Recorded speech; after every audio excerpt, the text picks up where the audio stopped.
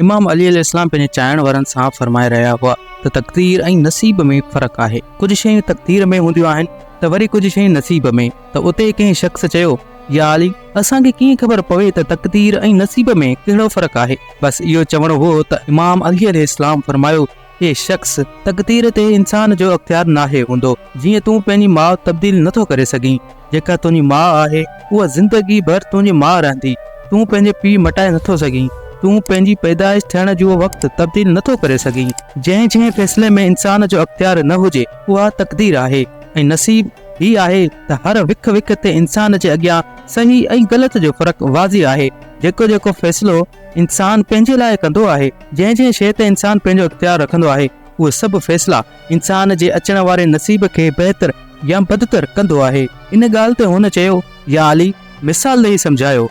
इमाम अली अलैहिस्सलाम फरमायो, जीअं वालिदैन पंहिंजे औलाद खे पढ़ाइण चाहिनि था, पर औलाद पंहिंजे इल्म ते तवजह ॾियण बजाए पंहिंजी ख़्वाहिशात जे पोयां भॼे थो, त इहो फ़ैसिलो हिन जो आहे, कुदरत जो न। उन ग़लति फ़ैसिले जे अंजाम खे नसीब चवंदा आहिनि। ऐं जीअं इंसान पंहिंजी ख़्वाहिशात खे पूरो करण लाइ ग़लति तरीक़े सां दौलत कमाए थो, उन ग़लति तरीक़े जे अंजाम खे नसीब चवंदा आहिनि।